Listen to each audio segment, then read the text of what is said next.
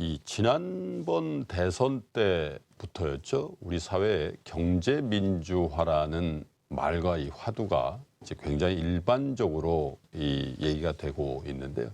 사실 이게 알게 모르게요. 기업하시는 분들한테는 상당한 부담도 되기도 하고 또 전체적인 총론에서는 동의할 부분이 있지만 강론으로 들어가 보면 이거는 민주화하고는 별로 관련 없는데도 기업 활동을 옥죄는 부분이 있다. 뭐 이런 얘기들도 많이 하죠. 그래서 현재 국회에서 진행되고 있는 경제 민주화 관련 법안들이 실제로 우리 기업들 또 이 투자의 세계에 어떻게 영향을 미치는지 좀 점검해 보죠. 미래경제 트렌드의 서동구 연구소장 모시겠습니다. 어서 오십시오. 안녕하세요. 그 경제 민주화 법안 얘기하기 전에 이 금융 투자 이런 걸 얘기를 하니 정치라는 게 사실 또 음으로양으로 엄청나게 영향을 주잖아요. 그렇죠. 아주 극한 대립 중인데 네. 어떻게 돼가고 있습니까 요즘에? 참 집권 여당은 국감 세상에 들어온다, 안 들어온다, 지금까지 그런 예가 있어요. 있고요. 집권 여당 대표가 단식 투쟁을 하는. 일부에서는 그런 얘기를 하지 않습니까? 미리 야당 연습을 한다. 이런 얘기들도 하고 있고. 그런 예는 없었죠. 지금. 그렇죠. 예. 그런 건 없었고. 이제 가장 중요한 것은 사실 이제 10월 13일까지인가요? 국정감사입니다. 이러한 기간에 국민들도 행정부에 대해서 잘못된 거 있으면 지적을 하라. 그게 가장 이런 큰 일이잖아요. 차원에서 네. 국정감사가 정기국회에서 열리게 됐는데 이것을 방기한다는 것은 의회화를 막론하고 상당히 좀 좋지 못한 그런 행태들 아니냐. 근데 사실 주식시장 입장에서는 다행입니다. 왜 그렇죠? 제 과거의 경험을 보면은 국정감사 기간 중에 주식시장이 좋은 적이 별로 없어요. 이제 맨 이상한 것만 하다 보면 악재가 터지니까. 그렇죠. 기업이 됐든 어떤 정책이 근데요, 됐든 주식시장이 단기적으로 악재라도 할 건 해야죠. 그럼요. 예. 네. 그렇기 때문에 다행은 아니죠. 빨리 정상화가 되기를 바라는 마음이고요. 조금 딱딱한 얘기가 되긴 하겠습니다만은 쉽게 재밌게 좀 말씀을 드리도록 하겠습니다. 제가 부탁드리려고 했는데 먼저 그렇습니까? 예.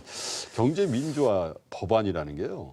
여러 가지 이제 내용들로 돼 있는데 대충 어떤 법안들이 어떻게 구성이 돼 있습니까? 이제 좋게 표현해서 이제 경제 민주화 법안이다라고 얘기를 합니다만은 실질적으로 보면은 20대 국회에서 여소야대 상황이 되다 보니까 야당 의원들의 입법 발의 내용이다라고도 우리가 볼 수 있습니다. 네. 크게 보면은 이제 19대 때 폐기됐던 것들도 있었는데 다시 이제 발의되는 것도 있고요. 예. 또 신규로 발의되는 것들 우리 시장에 미칠 만한 내용도 크게 보면 한 5가지 정도가 네. 돼 있죠.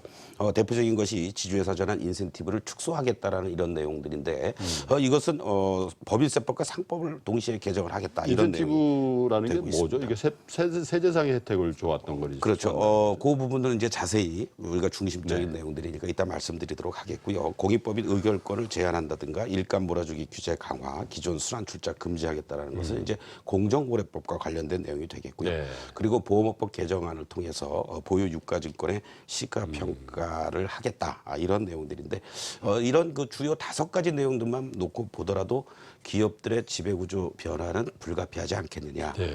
이런 차원에서 본다면은 우리 시장에서는 지주회사 테마주들을 과거에도 많이 때가 되면 있었습니다만은 이런 쪽에 좀 포커스를 맞추는 것도 여러분들이 투자하는데 좀 도움이 되지 않을까. 또 배당과 관련해서도 말이죠.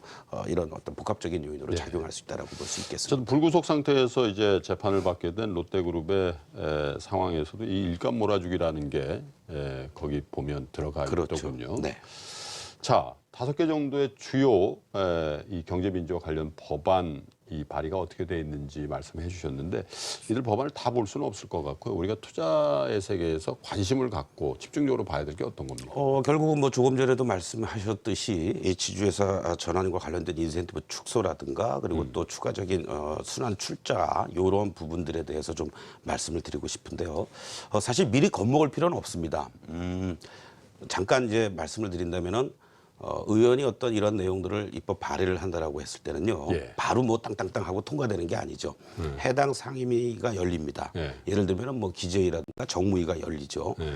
그래서 거기에서 이제 통과가 됐는지의 여부를 해당 상임 소위원회의 소위원회가 또 있습니다. 예. 이제 거기서 통과가 되면 상임위 안에 또 소위원회 그렇죠.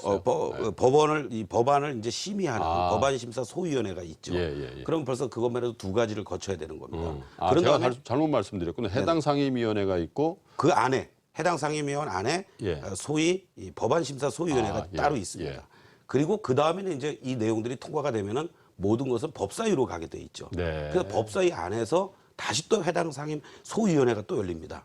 그러니까 어떻게 보면 복잡하군요. 4단계를 거쳐야 되는 거죠. 예. 그래서 거기서 여야가 합의를 하면은 그때 이제 본회의에 상정을 해서 뭐 정기국회 끝날 때쯤 12월 초나 11월 말이나 땅땅땅 하면은 비로소 이제 뭐 내년 뭐 1월 1일부터 발령이 된다든가. 그렇죠. 본회의에서 통과가 돼야 되죠. 그렇죠. 최종적으로. 예. 이러한 단계를 거치기 때문에 미리부터 뭐 여러분들이 또 기업하시는 분들도 마찬가지죠. 뭐 이 법안이 발의가 됐다고 해서 바로 시행이 되고 또 공포가 되고 마치 어떤 기업의 그런 어떤 여러 가지 그 영업 활동에 지장을 초래하는 그러한 것은 아니다라는 걸 먼저 좀 말씀을 드리겠고 여기서 이제 아까 말씀드렸듯이 중요한 것은 사실 20대 국회에서 새롭게 발의된 내용이 지주회사 전환 인센티브 축소와 공익법의 의결권 제한 네. 이 두 가지가 되겠고요. 예.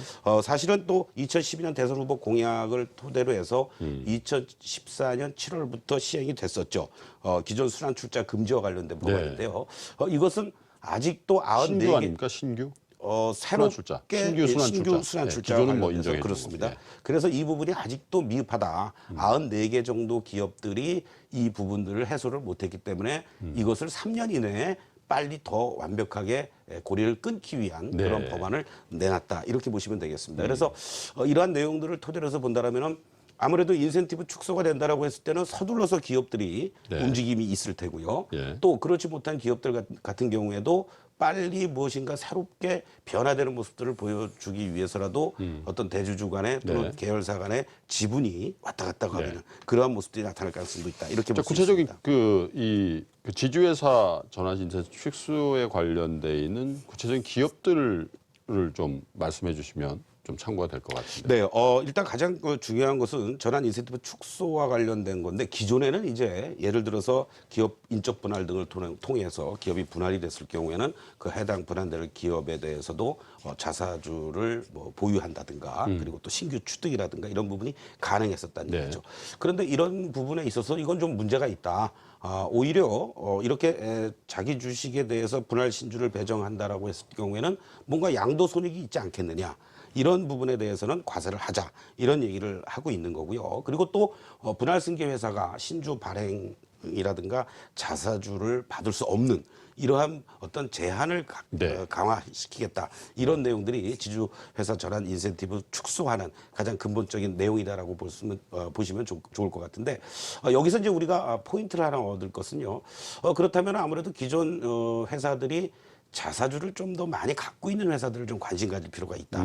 특히 대그룹 기업 집단 중에서 말이죠. 그래서 그러한 내용들을 NH투자증권에서 참 정리가 좀 잘 돼 있더라고요. 네. 그래서 그러한 내용들을 우리가 한번 보시면은 삼성물산 같은 경우에 13.8%의 자사주를 네. 보유하고 있고요. 삼성전자가 13.3% 그리고 또 삼성생명이 10.2% 그리고 현대차그룹에서는 현대자동차가 6%, 현대모비스가 2.8%, 기아차가 1.1% 그리고 롯데쇼핑이 6.2%, 호텔롯데가 0.2%의 자사주를 보유하고 있다. 이렇게 여러분들이 이해하시면 되겠습니다. 그래서 최근 들어서 이제 하나의 예를 든다라면은 삼성전자 같은 경우가 이따가 기회가 되면 또 말씀드리겠습니다만은 뭐 여러 가지 리콜 사태라든가 뭐 또 3, 4분기 실적 악화 우려에도 불구하고 아주 견조한 흐름을 보여주고 있는 것은 큰 흐름에서 네. 결국 이런 경제 민주화 법안과 관련된 여러 가지 지주회사 체제 개편이라든가 이미 뭐 3년여 전부터 계속 준비를 잘 해왔습니다만은 이러한 부분에 있어서 뭔가 기대감이 계속 증폭되고 외국인이나 또 기관들의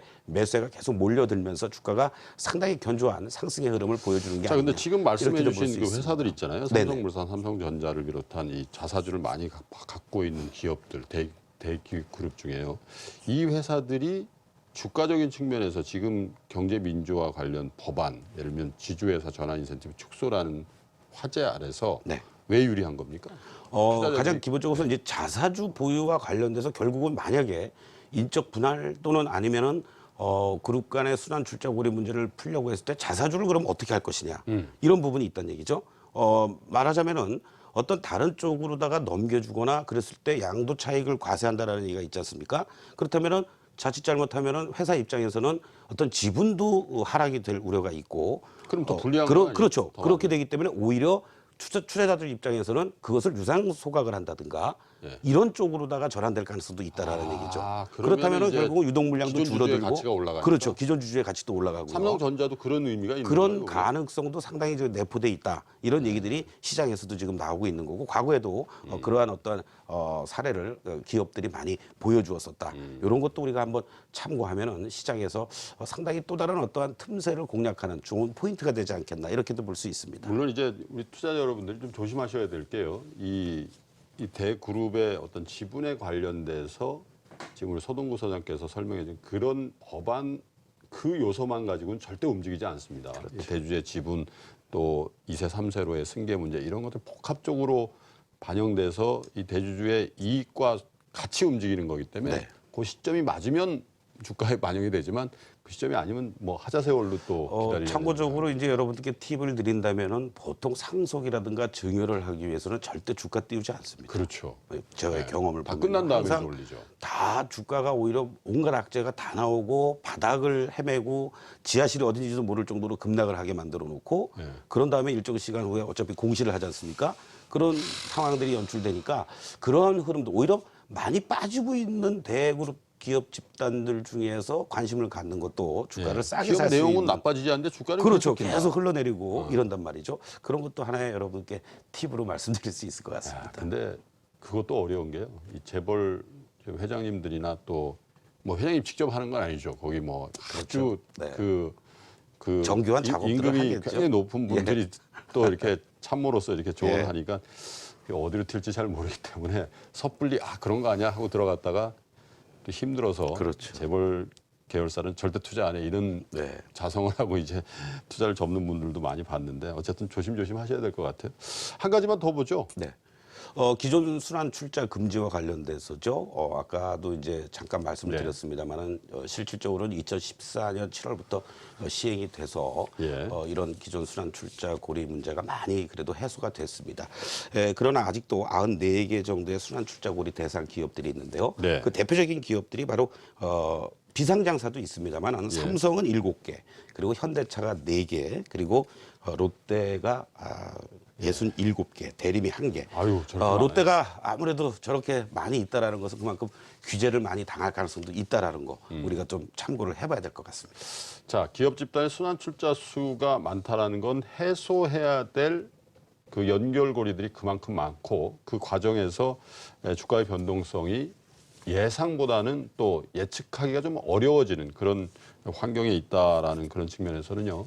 여러분들이 투자의 기회라기보다는 투자에 좀 유념하셔야 될 그런 상황이 아닌가 그런 생각이 듭니다.